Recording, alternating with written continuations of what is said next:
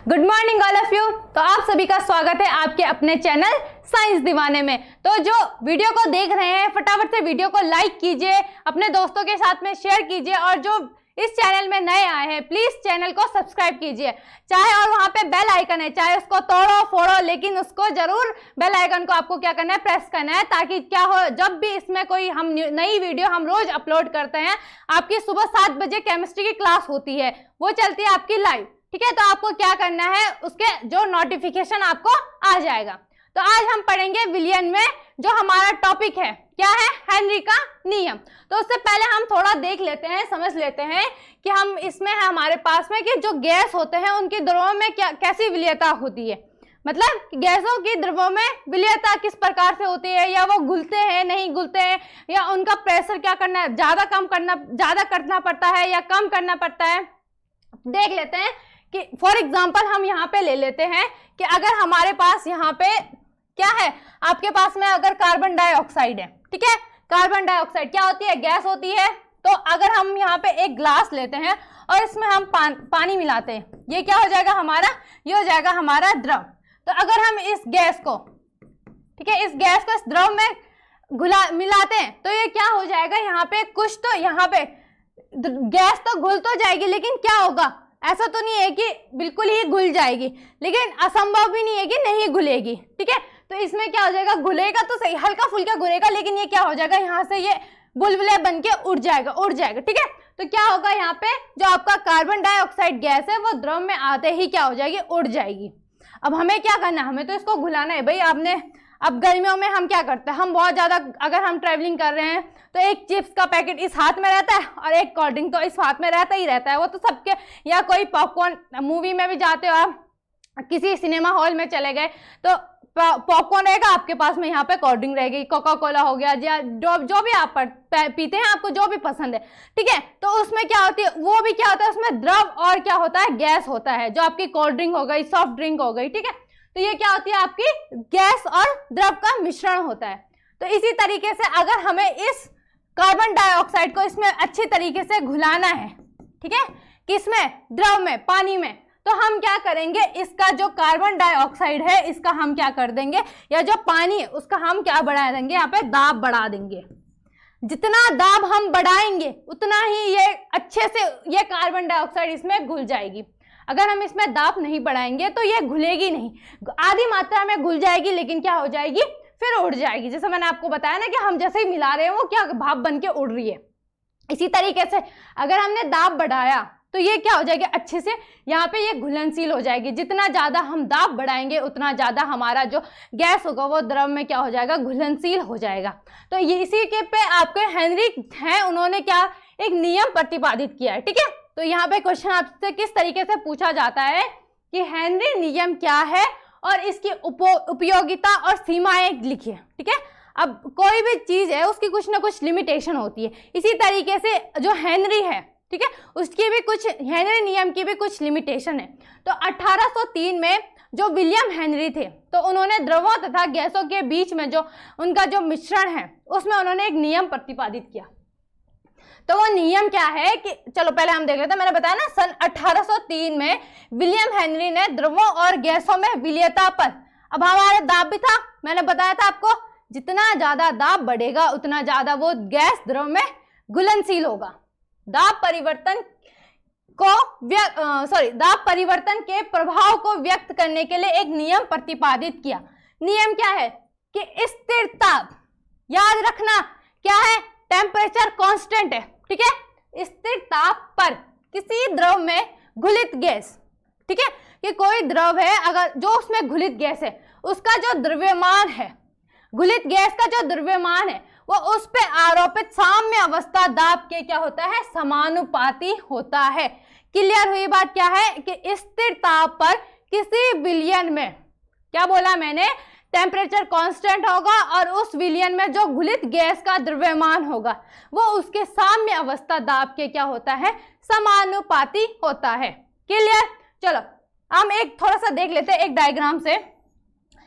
क्या है यहाँ पे आपका क्या हो जाएगा, यहाँ पे हो जाएगा आपका घुलित गैस का द्रव्यमान, ठीक है, घुलित गैस का द्रव्यमान, ठीक है, ये आपने बिल्कुल, चलो लिख देते हैं इसको अच्छे तरीके से, नहीं तो सबको कंफ्यूजन होती रहेगी कि किस तरीके से लिख रखा है। ठीक है, तो यहाँ पे हम बना देते हैं इसको इस तरीके से। यहाँ पे क्या आ जाएगा, साम्यावस्था, साम्यावस्था दाब आ जाएगा। ठीक है, आपका यहाँ पे क्या आ जाएगा, साम्यावस्था दाब। अच्छा, हम साम्यावस्था को हटा रहे थे। ठीक है, तो यहाँ पे आपका क्या आ जाएगा, साम्यावस्था, साम्यावस्था दाब। ठीक है, और दूसरी चीज यहाँ पे आपका क्या आ जाएगा, क्या बोला मैंने, घुलित गैस का द्रव्यमान, घुलित गैस का द्रव्यमान, वो गैस कुछ भी हो सकती है हमारी। ठीक है, द्रव्य क्या हो जाएगा आपका, द्रव्यमान। ठीक है, और ये क्या हो जाएगा, चलो इसको मैं अभी बताती हूँ। इससे पहले हम थोड़ा सा समझ लेते हैं। अगर हम इसका फॉर्मूला बनाएंगे, जैसे मैंने आपको मोलरता, नॉर्मलता, फॉर्मलता, मैंने क्या बोला, अगर आपको, या पीपीएम जो मैंने आपको बताया, सांद्रण बताया, अगर आपको डेफिनेशन याद नहीं है और फॉर्मूला याद है, तो आप उससे क्या कर सकते हो, इजीली ही क्या कर सकते हो, आप डेफिनेशन बना सकते हो। तो क्या बोला, स्थिर ताप पर किसी गैस का द्रव्यमान, तो द्रव्यमान क्या होता है, m। ठीक है, क्या होता है, द्रव्यमान को हम किससे प्रदर्शित करते हैं, m। तो आरोपित साम्यावस्था दाब के समानुपाती, तो आरोपित साम्यावस्था दाब, प्रेशर किससे डिनोट करते हैं, क्या होता है इसका सिंबल P का, सॉरी दाब का क्या होता है P। अब हम यहाँ पे अगर हम समानुपाती का साइन सिंबल हटाते हैं, तो यहाँ पे हमारा ये क्या हो जाएगा, m इक्वल्स टू KHP। ठीक है, अब ये KH क्या है, ये है हेनरी नियतांक। क्या है ये KH, यहाँ पे हेनरी नियतांक। ठीक है, ये कांस्टेंट हो गया आपका, क्या हो जाएगा यहाँ पे, हेनरी नियतांक। क्लियर हुई बात, क्या होगा, m इक्वल्स टू KHP, कि किसी भी विलयन में घुलित गैस का द्रव्यमान m उस पे साम्य अवस्था दाब के क्या होता है, समानुपाती। यही है हेनरी का नियम। देखो कितना इजी है, m इक्वल्स टू KHP। ठीक है, KH क्या होगा, हेनरी नियतांक। बता, इजी है ना, बहुत ज्यादा इजी है। क्या है, कुछ नहीं है, स्थिर दाब पर, सॉरी स्थिर ताप, क्योंकि हम दाब तो क्या करें, अप डाउन करें ना, जितना ज्यादा दाब हम क्या करेंगे, यूज करेंगे, उतना ज्यादा वो घुलित होगा, वो गैस उसमें उतनी ज्यादा घुलेगी। तो m समानुपात होगा। अगर हम प्रेशर बढ़ाएंगे तो हमारा द्रव्यमान भी बढ़ेगा, प्रेशर कम किया तो द्रव्यमान भी कम होगा, तो ये क्या हो जाएगा, समानुपात। क्लियर हुई बात। इसमें हेनरी नियतांक हमारे पास क्या है, KH। तो अगर इसका ग्राफ बनेगा, यहाँ पे आपका क्या आ जाएगा, m इक्वल्स टू KH, ठीक है, P। तो KHP, क्लियर हुई बात। क्या बोला मैंने, एक बार हम फिर से रिवाइज करते हैं कि स्थिर ताप पर किसी विलयन में घुलित गैस का द्रव्यमान उसमें उपस्थित साम्य अवस्था दाब के क्या होता है, समानुपाती होता है। द्रव्यमान को हम किससे डिनोट करते हैं, m से डिनोट करते हैं, और जो हमारा यहाँ पे P होता है वो प्रेशर होता है। ठीक है, और KH मैंने आपको बताया हेनरी नियतांक। अब हम इसमें देख लेते हैं, इसकी क्या है, कुछ सीमाएं भी हैं। सीमाएं क्या है इसकी, कि हेनरी नियतांक केवल किस पे लागू होता है, स्थिर ताप पे। आई बात समझ में, मैं इसीलिए मैं वहां पे जोर दे रही थी, किस पे, स्थिर ताप पे। क्यों, क्योंकि इसकी सीमा क्या है कि ये केवल स्थिर ताप पे ही होगा। अगर स्थिर टेम्परेचर कांस्टेंट नहीं होगा तो ये संभव नहीं होगा। ठीक है, आगे देखते हैं। हेनरी नियम केवल उन विलयनों में लागू होता है जिसमें गैस क्या होगा, द्रव में घुलने पर पश्चात द्रव के साथ कोई रासायनिक क्रिया नहीं करेगा। जो क्या होगा, अगर कोई माना हम यहाँ पे, अगर हम यहाँ पे कोई गैस ले लेते हैं, कार्बन डाइऑक्साइड, ठीक है, द्रव हमने ले लिया, यहाँ पे पानी ले लेते हैं, हम इसके साथ क्रिया कब करेंगे, कब ये हेनरी का नियम लागू कब होगा, जब क्या होगा, कार्बन डाइऑक्साइड ऑक्सीजन के साथ रासायनिक क्रिया नहीं करेगा। जब वो रासायनिक क्रिया नहीं करेगा तो तभी हम क्या कर सकते हैं, उसमें जो हमारा हेनरी नियम है वो लागू हो सकता है। आई बात समझ में। तीसरा देख लेते हैं, हेनरी नियम उन गैसों के लिए लागू नहीं होती है जो विलयन में वियोजित या संयोजित हो जाती है। अगर विलयन में कोई भी जो पदार्थ है वो वियोजित या संयोजित हो जाता है तो इसमें हेनरी का नियम लागू नहीं होगा। पहला क्या था कि हेनरी नियम किस में होगा, केवल किस पे होगा, जल्दी बताओ, स्थिर ताप पे। दूसरा क्या था कि वो रासायनिक क्रिया नहीं करनी चाहिए, जो द्रव होगा वो गैस के साथ में घुलने पर रासायनिक क्रिया नहीं करेगा। तीसरा कि जो उन गैसों पे लागू होगा हेनरी नियम, उन गैसों पे लागू होगा जो क्या करेगा, विलयन में वियोजित या संयोजित होता है। सॉरी, उन गैसों पे लागू, वो नियम उस गैसों पे लागू नहीं होगी। क्लियर हुई बात? आगे देखते हैं। अब इसकी कुछ उपयोग भी देख लेते हैं। अगर जैसे आपने देखा होगा, जो गोताखोर होते हैं, गोताखोर जो क्या करते हैं, समुद्र में जाके मतलब आप कुछ ना कुछ खोज करते रहते हैं, या फिर किसी को गोताखोर किसी को बचाने का, जैसे कोई किसी को स्विमिंग नहीं आती और कोई डूब रहा है तो उसको भी बचाने का कार्य करते हैं। ठीक है, तो गोताखोरों में अब जैसे जैसे वो समुद्र की गहराई में जाएंगे उनको सांस लेने में दिक्कत होगी ना, क्योंकि वहां पे तो समुद्र में जाके द्रव में प्रेशर पड़ेगा बहुत ज्यादा, इधर से भी पानी इधर से भी पानी, तो वो सांस कैसे लेगा? तो जब वो खुद ही सुरक्षित नहीं होगा तो किसी और को कैसे सुरक्षित कर पाएगा? तो इसीलिए जो हेनरी का नियम है वो यहाँ पे भी लागू होता है। देखते हैं किस तरीके से, कि जो गोताखोर को दी जाने वाली ऑक्सीजन होती है उसमें उचित दाब पर क्या करते हैं, हेनरी का नियम प्रयुक्त होता है। ठीक है, उचित दाब पर उसमें क्या होता है, हेनरी का नियम प्रयुक्त होता है। ठीक है, उसमें हम क्या मिलाते हैं, नाइट्रोजन गैस भी मिला देते हैं। ठीक है, ताकि क्या हो, इसलिए उसके जो, क्योंकि जितनी ज्यादा गहराई में जाएगा उसकी धड़कन, उसके जो ऑक्सीजन लेवल होगा उसको उतना ही कम मिलता रहेगा, ऑक्सीजन कम मिलती रहेगी। इसीलिए हमारा जो हम उनको ऑक्सीजन, जो उनको ऑक्सीजन सिलेंडर प्रोवाइड की जाती है उसमें जो ऑक्सीजन का प्रेशर रहता है वो बहुत ज़्यादा रहता है। ठीक है, तभी वो अपने आप सुरक्षित रह सकते हैं, तब किसी और को सुरक्षित कर सकते हैं। आगे देखते हैं, जो हमारे पास शीतल पेटी। कोई बोलेगा यार ये शीतल पेटी क्या होता है, इसीलिए मैंने यहाँ पे लिखा कोल्ड ड्रिंक्स, जो आप सभी बिल्कुल बड़े मजे से पीते रहते हैं गर्मियों के टाइम पे। कोई तो भाई इतना, जैसे किसी को चाय का शौकीन होता है ना, कोई गर्मियों सर्दियों में तो सभी पीते हैं लेकिन गर्मियों में भी पीते हैं, तो इसी तरीके कुछ लोग ऐसे होते हैं जो कोल्ड ड्रिंक के बहुत शौकीन होते हैं, तो वो क्या करते हैं, ना ही वो सर्दियां देखते हैं ना ही गर्मियां देखते हैं। ठीक है, तो कोल्ड ड्रिंक में उचित मात्रा में आवश्यकता अनुसार हम क्या मिलाते हैं, कार्बन डाइऑक्साइड मिलाते हैं, ताकि ये क्या हो, हेनरी का नियम भी इसमें लागू होता है। अगर हाँ, इसमें एक चीज है, उचित मात्रा में कार्बन डाइऑक्साइड, आपको पता है जो कार्बन डाइऑक्साइड गैस होती है वो हमारे लिए हानिकारक होती है, तो अगर हम कार्बन डाइऑक्साइड को कम करेंगे तो वो गैस द्रव में घुल नहीं पाएगी अच्छे से, और अगर हमने ज़्यादा ही कर दिया तो फिर तो जो पिएगा तो वो तो बोल नहीं सकते उसके बारे में, वो हॉस्पिटल जाता है या फिर कहाँ जाता है। ठीक है, तो वो पी नहीं पाएगा, क्योंकि अगर किसी भी, मैंने बताया ना, किसी भी चीज़ में लिमिट जरूरी है। ठीक है, तो इसी तरीके से जो कोल्ड ड्रिंक होती है उसमें भी हम कार्बन डाइऑक्साइड बिल्कुल उचित मात्रा में मिला देते हैं, ताकि क्या हो, हमें दिक्कत ना हो। अगर कम होगा तो वो अच्छे से घुल नहीं पाएगा, फिर हमें वो डाइजेस्ट भी नहीं हो पाएगा। अगर ज़्यादा हो गया तो कार्बन डाइऑक्साइड वैसी क्या होती है, हमारे शरीर के लिए हानिकारक होती है। ठीक है, आगे देखते हैं। आगे हम इसमें कुछ न्यूमेरिकल करेंगे। न्यूमेरिकल अभी बताया था ना, क्या था, हेनरी का नियम M = KHP। ठीक है, चलो अच्छा, न्यूमेरिकल से पहले ये भी देख लेते हैं।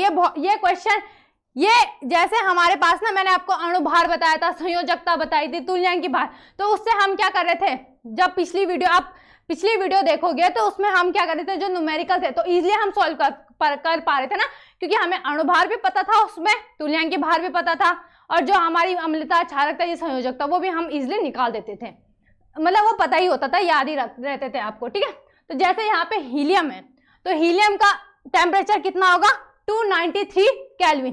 किसमें है ये, केल्विन में है।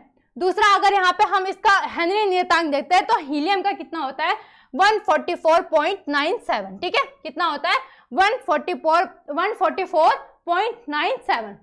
इसी तरीके से हाइड्रोजन गैस का देख लेते हैं, 293। ठीक है, इसमें भी सेम ही टेम्परेचर रहता है, स्थिर ताप है ना। ठीक है, तो इसमें आ जाएगा 69.16।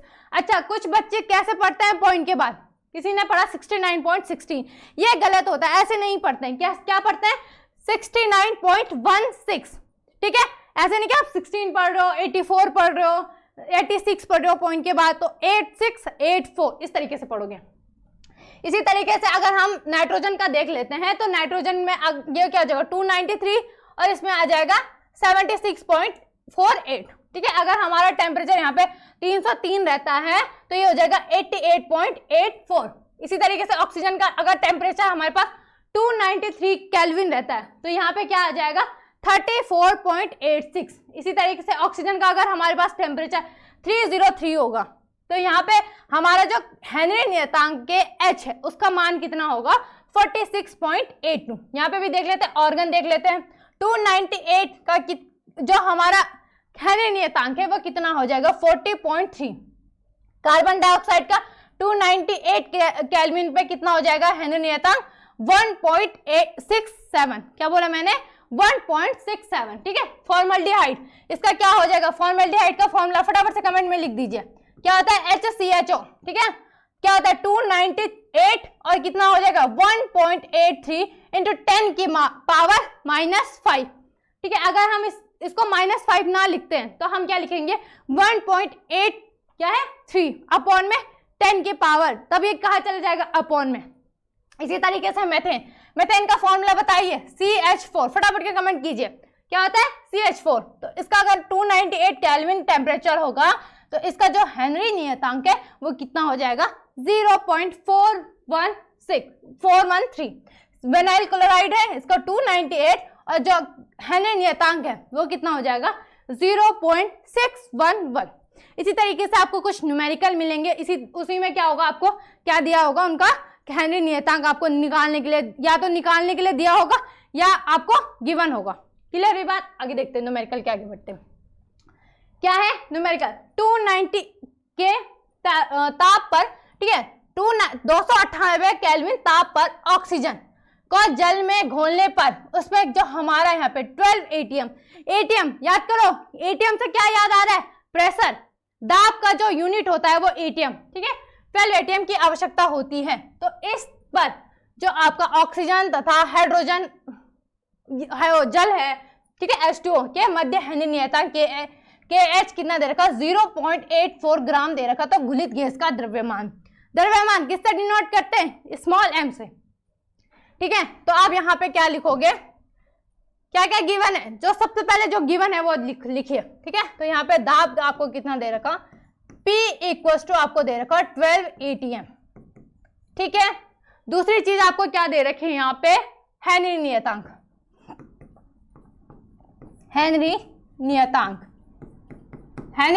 कितना दे रखा आपको KH, सिंबल भी लिखना जरूरी है, = 0.84 ग्राम। ठीक है। अब हम देख लेते हैं हमें क्या निकालना है, घुलित गैस का द्रव्यमान। घुलित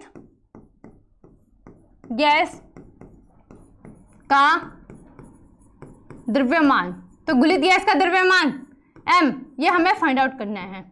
तो क्या होगा, आप क्या लिखोगे यहाँ पे, आप लिखोगे हेनरी के नियम से, हेनरी के नियम से सूत्र। ठीक है। क्या होता है फटाफट के कमेंट कीजिए, फटाफट से बताइए क्या होता है हेनरी का नियम। m = KH और .P। ठीक है। अब हमें m निकालना है तो m = KH कितना दे रखा आपको 0.84, P कितना दे रखा 12। ठीक है। पॉइंट हटाओगे, ठीक है पॉइंट हटा दिया तो नीचे कितने जीरो आएंगे, पॉइंट के बाद जितने डिजिट होंगे नीचे उतने ही जीरो आएंगे। ठीक है। तो ये क्या आ जाएगा आपका 100। ठीक है। तो m = आपका आएगा 84 × 12 अपॉन 100। ठीक है। अच्छा मैंने क्या आ जाएगा यहाँ पे 100 आ जाएगा, एक जीरो और जाएगा। ठीक है।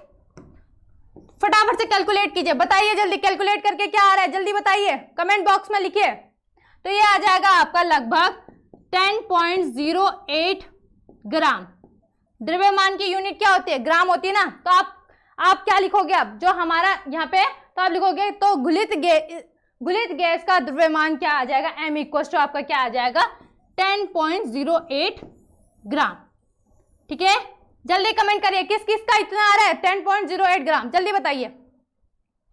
आगे एक और दूसरा क्वेश्चन देख लेते हैं हम। दूसरा क्वेश्चन क्या है, 25 डिग्री सेल्सियस ताप पे, ठीक है 25 डिग्री सेल्सियस जल में क्या दे रखा है यहाँ पे देखो 5.4 ग्राम।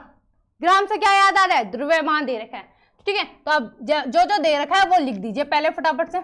द्रव्यमान स्मॉल m = क्या दे रखा 5.4 ग्राम। ठीक है। दूसरी चीज आपको क्या दे रखी है यहाँ पे हेनरी नियतांक। हेनरी नियतांक कितना दे रखा, KH = दे रखा आपका 0.84। ठीक है 0.84 ग्राम दे रखा है आपको। 0.84 ग्राम। क्या निकालोगे, जल्दी बताओ क्या निकालना है। यहाँ पे आपने निकालना है दाब, ठीक है। तो दाब इक्वल्स टू, ठीक है, P, एक हमें ये निकालना है। तो फटाफट से वही लिखोगे, हेनरी नियम के सूत्र से। तो सूत्र क्या होता है, M इक्वल्स टू KHP, ठीक है। KH एक ही है, हेनरी नियतांक। तो अब देखो, अब आपको P निकालना है, ठीक है। तो क्या हो जाएगा, यहाँ पे जो आपका हेनरी नियतांक KH है वो किस में है, P के साथ मल्टीप्लाई में है। तो यहाँ जाके वो किस में चला जाएगा, इक्वल्स टू के इधर। किसी भी कोई भी अगर कोई हमारे पास डिजिट है या कुछ भी हमारे पास यहाँ पे नियतांक दे रखा है, ठीक है, तो उसको अगर हम इक्वल टू के इधर रखते हैं तो उनका जो साइन होता है वो चेंज हो जाता है। प्लस में होगा इक्वल टू के इधर जाके माइनस में हो जाएगा, माइनस होगा तो इक्वल टू के इधर जाके प्लस में हो जाएगा, मल्टीप्लाई होगा डिवाइड में, डिवाइड होगा मल्टीप्लाई में, ठीक है। तो बहुत सारे बच्चों को ये सब पता रहता है, वो बोलेंगे यार बार बार आप क्यों रिपीट कर रहे हो, लेकिन कुछ बच्चे ऐसे होते हैं ना, उनका थोड़ा सा बेसिक क्लियर नहीं होता। तो हम इस तरीके से पढ़ा रहे हैं आपको, इस तरीके से हम समझा रहे हैं ताकि हर एक बच्चे को क्लियर हो जाए कॉन्सेप्ट, ठीक है, किसी को भी डाउट ना रहे। तो आप यहाँ पे क्या लिख दोगे, M/KH, ठीक है। तो आपका प्रेशर निकालना है आपको, M कितना दे रखा है 5.4, ठीक है, ग्राम, और हेनरी नियतांक आपको क्या दे रखा 0.84। अब आप यहाँ से पॉइंट हटाओगे तो यहाँ पे क्या हो जाएगा 10, यहाँ से पॉइंट हटाओगे 100, क्लियर, कैंसिल हो जाएगा, ठीक है। तो ये हो जाएगा आपका P इक्वल्स टू, और यहाँ पे आप क्या कर सकते हो, 2 से कैंसिल कर सकते हो ना, तो 27, यहाँ पे क्या आ जाएगा आपका 42, तो 27, ठीक है, और अपॉन में आपका क्या आ जाएगा 42 इंटू आपका आ जाएगा 10, तो ये हो जाएगा आपका लगभग 6.4 ग्राम, सॉरी ग्राम नहीं आएगा, P है ना, तो क्या आ जाएगा यहाँ पे आपका ATM आ जाएगा। प्रेशर की यूनिट क्या होती है, ATM होती है ना, तो ये आ जाएगा आपका ATM। क्लियर हुआ। इसी आगे देखते हैं, एक और हम न्यूमेरिकल देख लेते हैं, ठीक है, ताकि आपका जो इस तरह आपको अगर हेनरी के नियम से क्या है आपके पास न्यूमेरिकल आए तो आप इजीली उसको सॉल्व कर सकते हो। बस आपको क्या पता होना चाहिए, उसका जो फॉर्मूला है, फॉर्मूला क्या होता है M/KHP। क्लियर, देखते हैं क्या दे रखा है। सबसे पहले 298 केल्विन ताप पर 10.08 ग्राम ऑक्सीजन को जल में घोलने पर 12 ATM की आवश्यकता होती है। तो इस ताप पर 0.2 तथा H2O के मध्य, H2O मतलब जल, ठीक है, के मध्य KH ज्ञात कीजिए। अब हमें यहाँ पे क्या निकालना है, हेनरी नियतांक। एक बार हमने क्या निकाला, द्रव्यमान निकाला, एक बार हमने क्या निकाला, प्रेशर निकाला, अब हम क्या निकालेंगे, हेनरी नियतांक, ठीक है, क्लियर। तो सबसे पहले हम लिख देते हैं, हमें क्या क्या दे रखा है, द्रव्यमान क्या दे रखा आपको, M इक्वल्स टू 10.08 ग्राम, ठीक है। दूसरी चीज आपको क्या दे रखा, प्रेशर दे रखा, दाब, P इक्वल्स टू 10 ATM, ठीक है। अब हमें क्या निकालना है यहाँ पे, हेनरी नियतांक।